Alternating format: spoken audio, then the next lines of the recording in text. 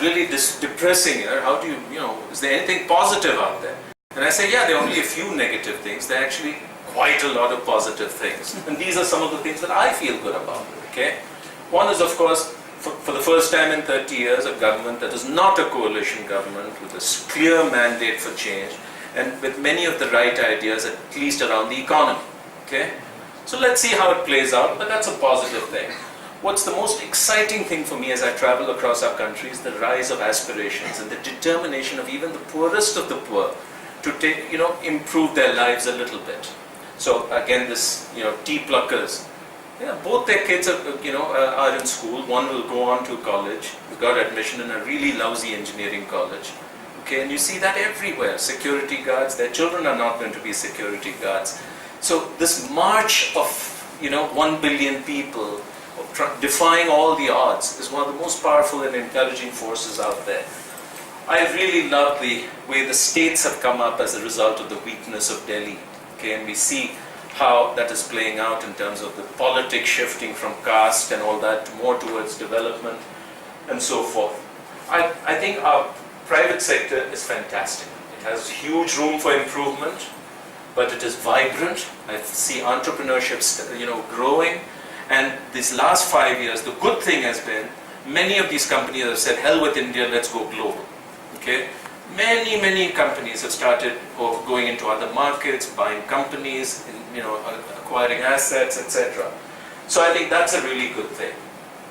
One of our secret strengths is this: frugal innovation, which they call Jugaad or whatever. And it's right from the Tata Nano, which may not have been a commercial success, but in its imagination, it's brilliant. Okay, or Mangalyaan, our Mars mission, where we're able to do something which, at a very small fraction, less than 10% of the cost. And we see this routinely. In every industry you see examples of this. We're world class at this. I don't think there's another country that has it in the genes to do this as well as we do. And then, I spend a lot of my time investing in social enterprises. And I'm, just love what you see. A social enterprise is what? A business that solves a social problem with a real economic model. Good example of this is our Arvindai Hospital, right, where they do cataract surgeries. It's about 1/100th the cost of a cataract surgery in the West, but the same quality and success rates, etc.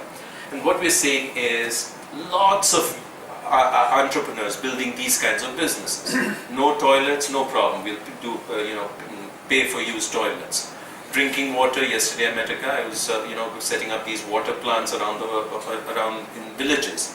Okay, we've invested in 13 companies like this, 4 in healthcare, 4 in vocational skills and education, livelihoods, etc. So I think we're becoming one of the world's capital of these kinds of businesses that are addressing needs that people have with real sustainable business models. And the most important thing which I wanted to talk about, I'm very encouraged by the rise of what we call a citizen elite. Now, there's this professor who was in JNU, Dipankar Gupta. Anu, you may know Dipankar. And I've been very influenced by one book of his. He calls it The Revolution from Above. He studied democracies around the world, particularly successful democracies. Okay? I don't think of us as a successful democracy. But UK, France, Sweden, the US. And he looks at how did they get there? Because at one stage they were not very different from us. And he says, while a democracy is a government of the people, by the people, and for the people, always the big breakthroughs aren't happening, aren't being driven by Aam Aadmi. It is being driven by, the elite. Very powerful, affluent, politically connected people who somewhere decide to put the national interest ahead of the self-interest. And the breakthrough comes from that. So you look at universal healthcare in the UK. It was driven by one of these guys. You look at the end of near-slavery conditions in British factories. Same thing. And he goes on to say, even if you look at India, the freedom movement was driven fundamentally by powerful elites. Okay, Tilak, Gandhiji, Nehru, even Gandhi, UK educated barrister with a good life in South Africa. And he gives it all to come here. And so the point is, if we want this country and this society to work, if we want democracy to work, We can't simply leave it to the forces at large. Some number of successful, powerful people have to decide, I'm going to, enough of feathering my own nest, let me go into the public space and try. And what I see very positively right now in the last few years, in every sphere of activity, we are seeing people moving out there. Okay? So in politics, we had guys like Nandan contest the election. No, didn't get elected is a different matter. But I think you're seeing more and more of these people. You take institutions which have been badly damaged. You're seeing Indians returning from abroad to come and run these institutions. You know, Raghuram Rajan, of course. If you look at both IIM Bangalore and IIM Ahmedabad, both of them have, you know, world-class people who've sacrificed, you know, a lot of money in order to come and have the joy of building a world-class institution out here. You see, you know, very affluent people who've made their money in business. They're now becoming significant philanthropists, opening universities and so forth. In Bangalore, we have some people who've come together to form this Bangalore Political Action Committee, which is to, you know, identify slightly better or less criminal and corrupt politicians and say, listen, vote for this person. They're conducting on Friday nights training for councillors and, you know, MLAs and so forth. Because MLAs don't know what is their job. Yeah? They just have one. So, and they find it surprising the number of people who are showing up for these things. So, you know, I myself have, you know, started this philanthropic movement in Bangalore called Social Venture Partners. 18 months ago, I looked at this fact. Many of us, we reach a stage in life where you say, I want to give back. Okay, there's this feeling that in addition to my own success, maybe I should also be part of something larger. But as I was explaining to my friends at breakfast this morning, it's not easy. If you want to write a check for 10,000 rupees, who should you give it to? If a company wants to do 2% CSR, where do you give it? How do you know your money will be put to good use? So you don't know. And so what do? Nothing. So we have to make it easy for such people to come and contribute. And in the beginning they'll contribute a little bit, but then they'll enjoy it, they'll get better at it, and they'll do more. So we started Social Venture Partners in Bangalore simply as a way to bring people together, pool their contributions, get involved with these organizations and help them scale. In 1.5 years, we have nearly 100 partners. Then Ganesh Natarajan here said, we'd love to start in Pune.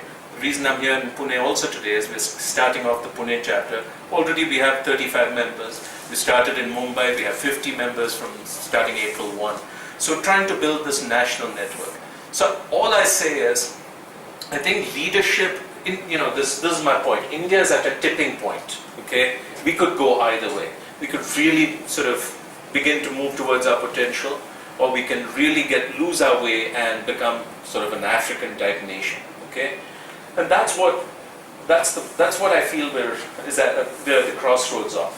And to the world, I say there's a lot at stake. It's not just about India. It's not just about 800 million lives. If India doesn't succeed, the whole neighborhood is in trouble. We're the only oasis or anchor of stability in a rather dangerous and unstable part of the world. And most of all, the world looks to India.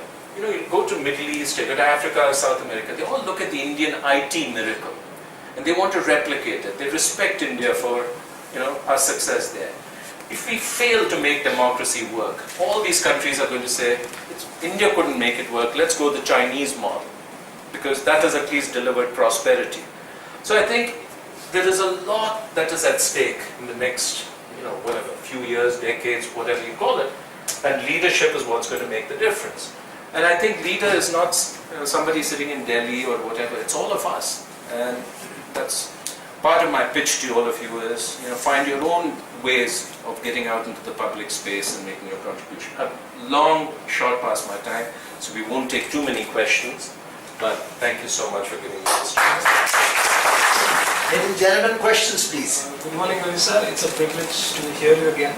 Apart from the color blue and Pune, one common handshaking is Microsoft, where I worked as a technical support officer, server support in North America. My question is related to, again, Microsoft. These are US companies who are product companies. Microsoft would be Apple. And perennially, Indian IT has been a service-oriented, revenue-driven companies, right from TCS to Infosys, everybody. In your interactions with the IT czars of